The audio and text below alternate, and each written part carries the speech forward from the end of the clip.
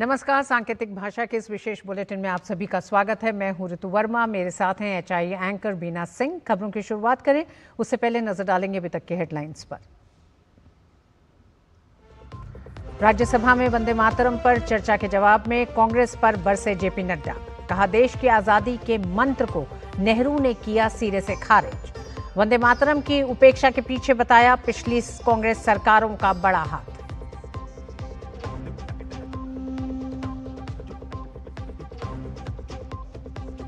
संसद के शीतकालीन सत्र में पीएम की अपील के बाद भी विपक्ष के रवैये पर भाजपा हमलावर। नेता प्रतिपक्ष राहुल गांधी पर भी बीजेपी का निशाना।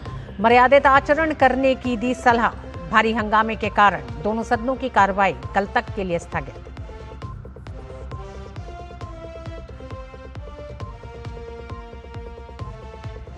छह राज्यों में एसआईआर की समय सीमा बढ़ाई गई। 2 राज्यों में 3 दिन, 3 राज्यों में 1 हफ्ते और यूपी में 15 दिन बढ़ी एसआईआर की समय सीमा।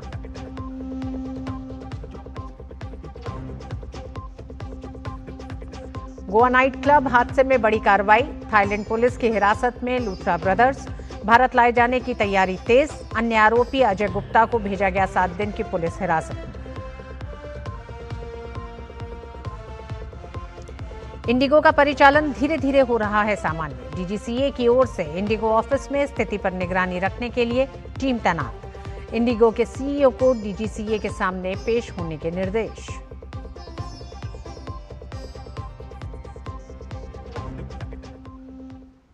केंद्रीय मंत्री जेपी नड्डा ने राज्यसभा में वंदे मातरम पर चर्चा के दौरान कहा कि ये गीत तब लिखा गया जब अंग्रेजों ने ये रवायत बना ली थी कि भारत की संस्कृति को कैसे खत्म किया जाए। बंकिम चंद्र जी ने ये गीत तब लिखा जब अंग्रेजों ने यह रिवायत बना ली थी कि भारत की संस्कृति को हर तरीके से तोड़ा जाए, उस पर घात किया जाए और संस्कृति को डिमीन किया जाए, उसको नीचा दिखाया जाए, ताकि भारतीयों के मन में स्व की भावना को कुंठित करने में वह सहयोगी बने। और ऐसे समय में बंकिम चंद्र जी ने कहा, यह भारत देश, यह ज्ञान और समृद्धि की देवी है। भारत माता ये ज्ञान और समृद्धि की देवी है।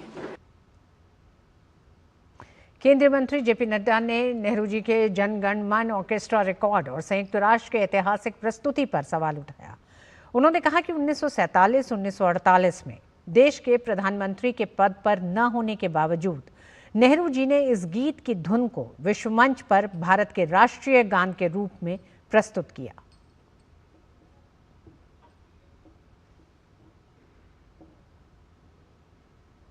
संविधान सभा में भारत के नेशनल एंथम के लिए जो हुआ और उसमें वंदे मातरम के प्रति जो उदासीनता और उपेक्षा का भाव रहा, उसके लिए पूरी तरह श्री जवाहरलाल नेहरू जी जिम्मेवार थे।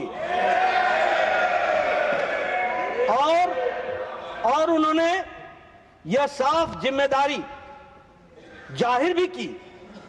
एक लिखित जवाब में जो भारत के संविधान सभा को दिया गया था, एक सदस्य ने भारत के गृह मंत्री सरदार पटेल से यह जानना चाहा था कि भारत के नेशनल एंथम को लेकर क्या किया जा रहा है।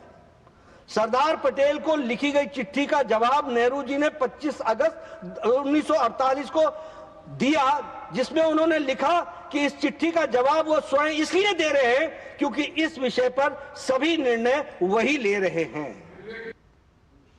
राज्यसभा में पर्यावरण एवं वन और जलवायु परिवर्तन मंत्री भूपेंद्र यादव ने बताया कि दिल्ली एनसीआर में पिछले कुछ समय से वायु प्रदूषण में कमी आई है। केंद्रीय मंत्री ने बताया कि 2025 में AQI 400 के पार नहीं गया है। उन्होंने बताया कि सरकार वायु प्रदूषण को नियंत्रित करने में सफल रही है। वहीं मंत्रालय की ओर से भी वायु प्रदूषण को लेकर लगातार मॉनिटरिंग की जा रही है। 2018 की तुलना में प्रदूषण रहित दिनों की संख्या में वृद्धि हुई है। इस वर्ष जनवरी-नवंबर की अवधि में दिल्ली का औसत AQI जो 2018 में 213 था, वो कम होकर के 187 हुआ है।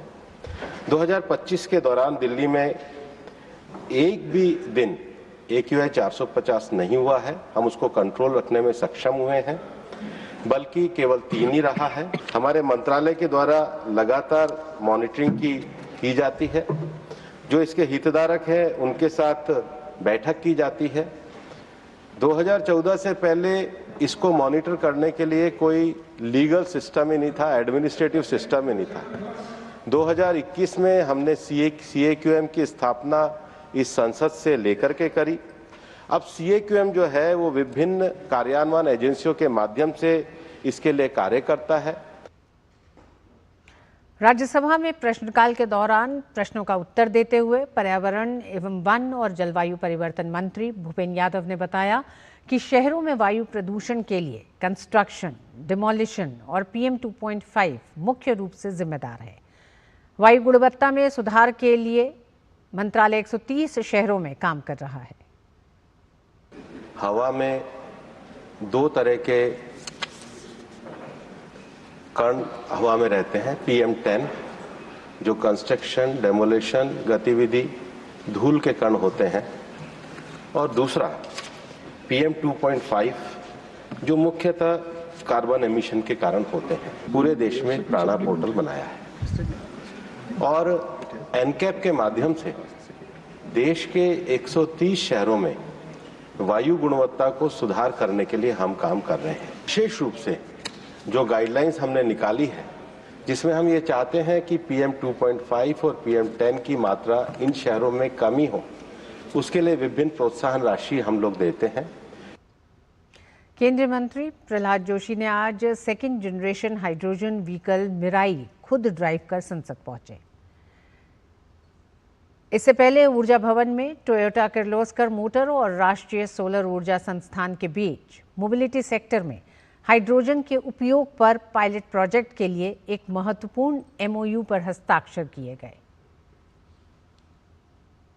इस संदर्भ में DD न्यूज के संवाददाता अजीत द्विवेदी से बातचीत करते हुए मंत्री प्रहलाद जोशी ने कहा, ये पहल ग्रीन मोबिलिटी की दिशा में एक बड़ा कदम है, जो न केवल प्रदूषण को कम करेगा बल्कि पर्यावरण संरक्षण में भी मदद करेगा।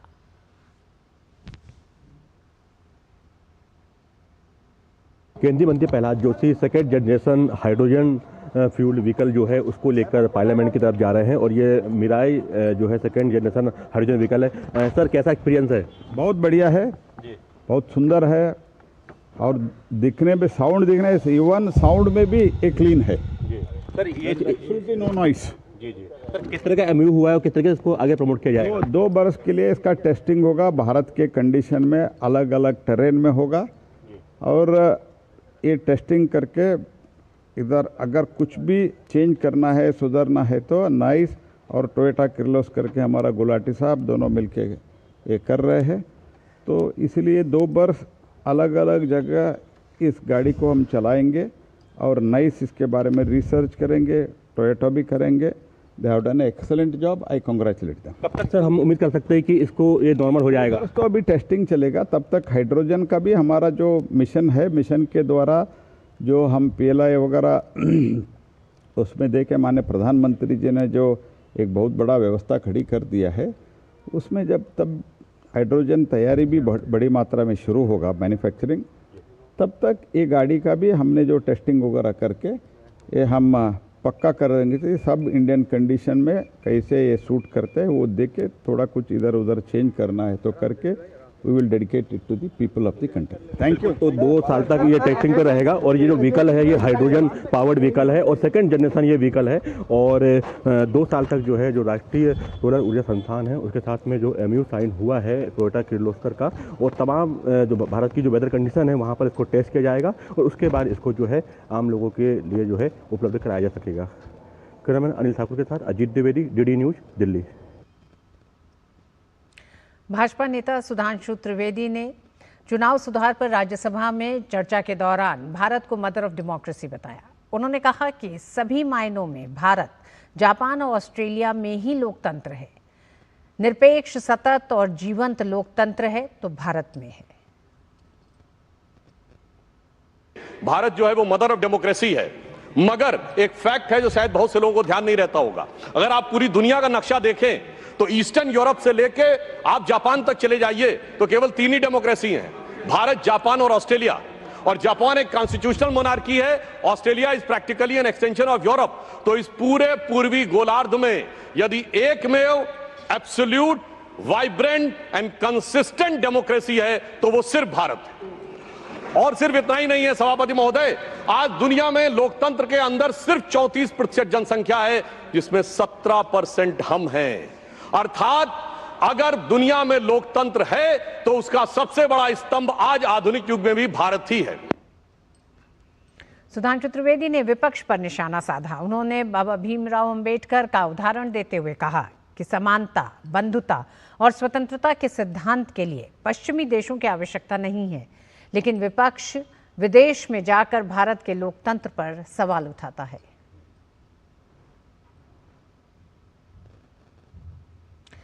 केंद्रीय पत्तन पोत परिवहन और जलमार्ग मंत्री सर्बानंद सोनोवाल ने वाराणसी में देश के पहले स्वदेशी हाइड्रोजन ईंधन सेल से चलने वाले जलयान के संचालन की शुरुआत की। उन्होंने कहा कि ये परियोजना आत्मनिर्भर भारत का उदाहरण है, क्योंकि इसका निर्माण भारत में ही किया गया है। ये जहाज हाइड्रोजन ईंधन पर चलेगा, जिससे आवाज नहीं होगी और प्रदूषण भी नहीं होगा। प्रधानमंत्री के मार्गदर्शन में पर्यटन को बढ़ावा देने के लिए यह कदम उठाया गया है। कोचिन शिपयार्ड लिमिटेड जो कोचिन केरला में है, उन्होंने अपने इंडियन टेक्नोलॉजी को उपयोग करके ही इस जहाज बनाया है। और ये जहाज हाइड्रोजन फ्यूल से चलेगा, हाइड्रोजन फ्यूल से, फॉसिल फ्यूल से नहीं, यानी कि क्लीन एनर्जी से चलेगा। यहां कोई आवाज नहीं होगा, there will be no like sound pollution, no smoke. So एक सीमलेस मूवमेंट होगा, जिस मूवमेंट में जो भी सवारी रहेगा उसको बहुत शांत मिलेगा। तो इसलिए आज काशी विश्वनाथ धाम को दुनिया के बड़े आकर्षणीय एक पर्यटक की केंद्र बिंदु बनाने के लिए परम आदरणीय प्रधानमंत्री जी की मार्गदर्शन से हम लोगों ने कदम उठाया है। और वक्त एक छोटे से ब्रेक का है। ब्रेक के बाद खबरें जारी रहेंगी, देखते रहिए डीडी न्यूज।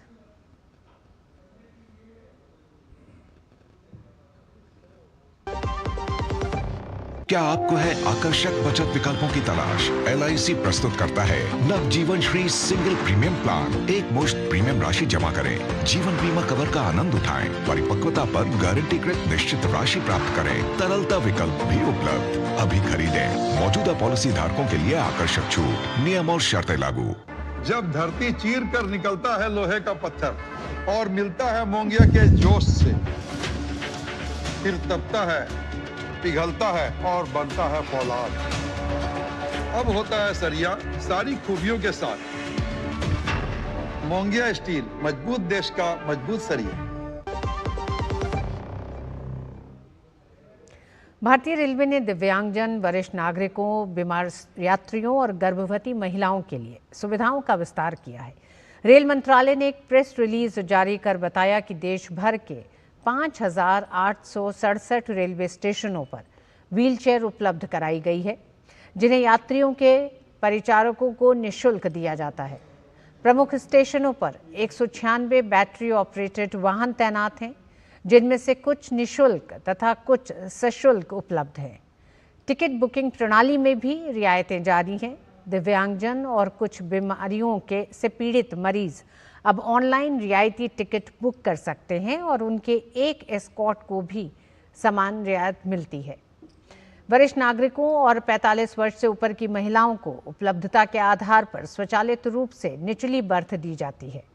ट्रेनों में सीनियर सिटीजन, गर्भवती महिलाओं और दिव्यांगजन के लिए निचली बर्थ का विशेष कोटा निर्धारित है। ट्रेन चलने के बाद खाली निचली बर्थ होने पर टिकट जांच कर्मचारी इन्हें पात्र यात्रियों को आवंटित कर सकते हैं। दिव्यांगजन के लिए अलग आरक्षण कोटा भी सभी प्रमुख श्रेणियों में लागू है। रेल मंत्री अश्विनी वैष्णव ने बताया कि कमजोर वर्ग के यात्रियों की सुविधाओं को उन्नत करना एक सतत प्रक्रिया है और रेलवे इस दिशा में लगातार प्रयासरत है।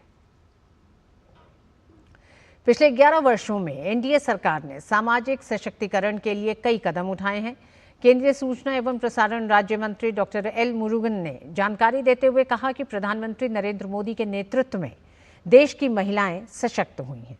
डॉक्टर एल मुरुगन ने बताया कि इस दौरान लिंगानुपात में भी उल्लेखनीय बढ़ोतरी हुई है।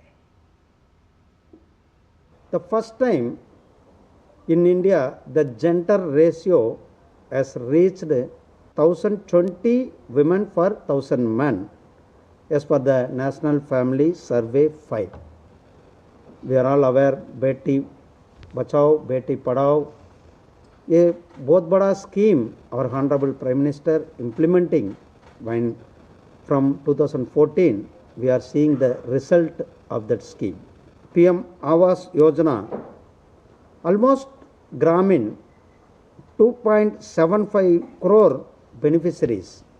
Every family they need a shelter. For that dream, our Honorable Prime Minister is fulfilling that dream of the houses those needed.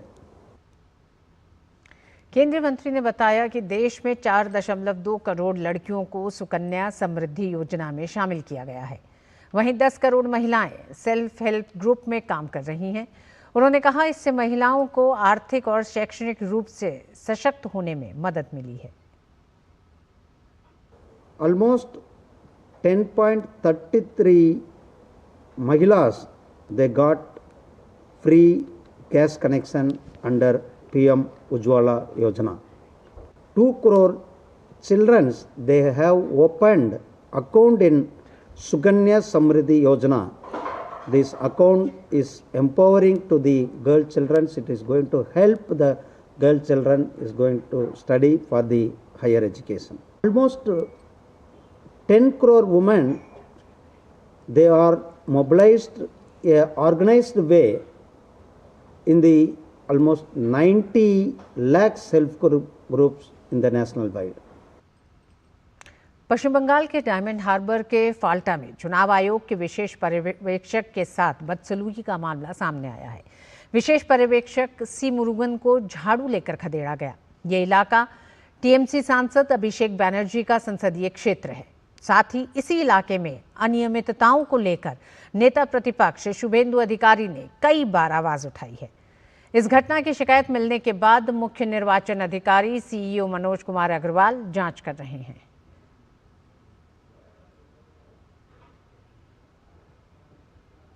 Goa अग्निकांड मामले में नाइट क्लब के मालिकों गौरव लूथरा और सौरव लूथरा की अग्रिम जमानत याचिका पर दिल्ली की रोहिणी कोर्ट ने आदेश सुरक्षित रखा।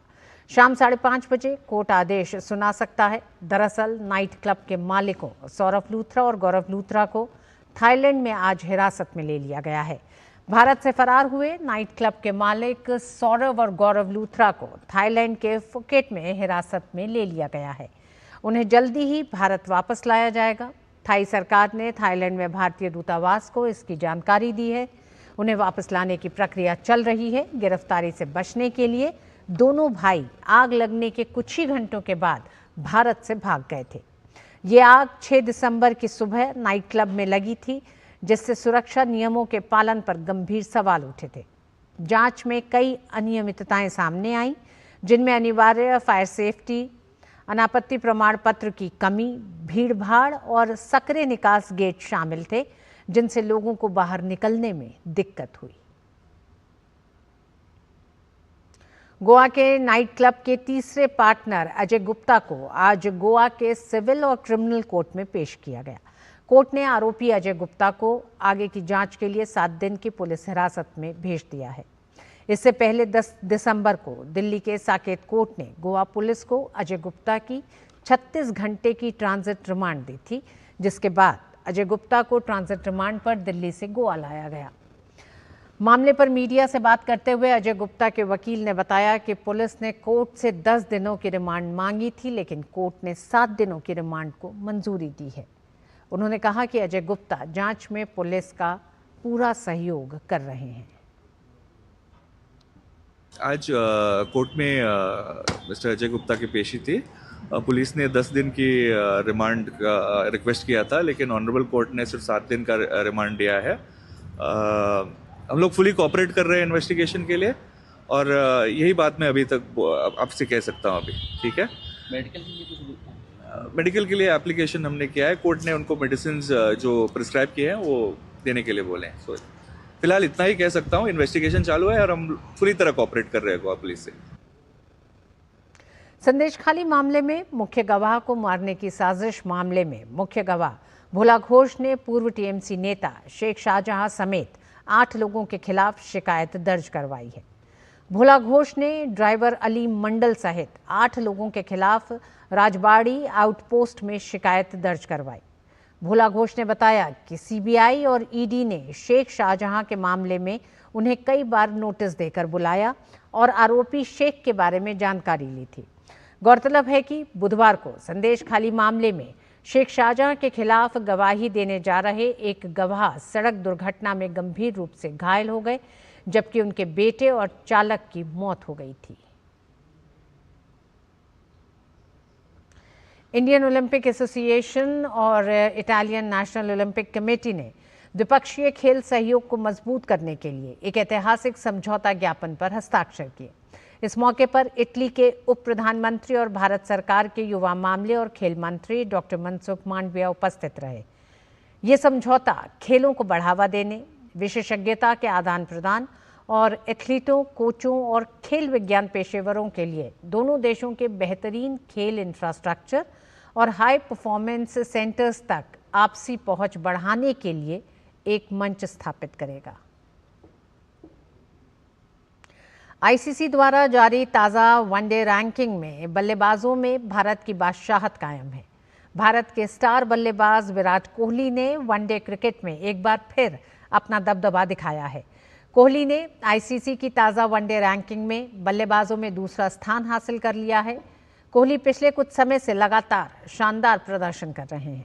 दक्षिण अफ्रीका के खिलाफ 3 मैचों की सीरीज में प्लेयर ऑफ द सीरीज चुने जाने के बाद उनकी रैंकिंग में उल्लेखनीय सुधार हुआ है। वहीं टीम इंडिया के पूर्व कप्तान रोहित शर्मा ने रैंकिंग में शीर्ष स्थान बरकरार रखा है। उन्होंने दक्षिण अफ्रीका के खिलाफ सीरीज में 146 रन बनाए और अपनी शीर्ष रैंकिंग कायम रखी। भारत ने पुरुषों के जूनियर हॉकी विश्व कप में कांस्य पदक अपने नाम किया।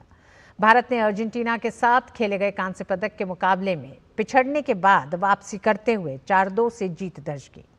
भारत ने पुरुषों के जूनियर हॉकी विश्व कप में अपना पहला कांस्य पदक जीता है। रोमांचक मुकाबले के दूसरे क्वार्टर तक भारतीय टीम 2-0 से पीछे थी।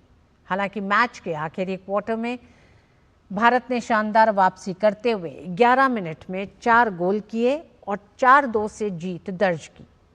भारत के लिए अंकित पाल ने 49वें, मनमीत सिंह ने 52वें, शारदानंद तिवारी ने 97वें और अनमोल एका ने 98वें मिनट में गोल किया।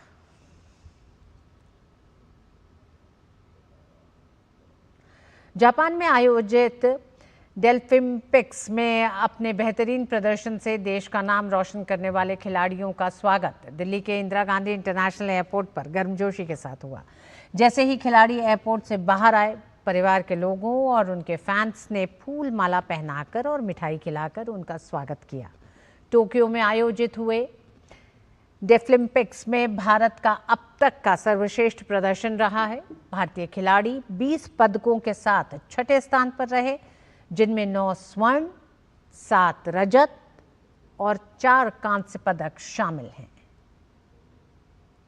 निशानेबाज माहित संधू समापन समारोह में भारतीय ध्वज राहक रहीं और उन्होंने इन खेलों में शानदार प्रदर्शन करते हुए 2 स्वर्ण और 2 रजत पदक जीतने में सफलता पाई।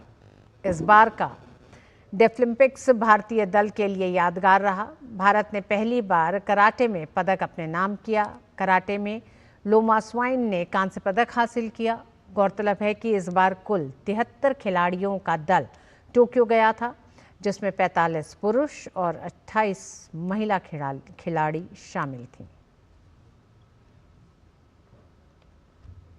और इस बुलेटिन में बस इतना ही। मुझे और बीना सिंह को दीजिए अनुमति। नमस्कार।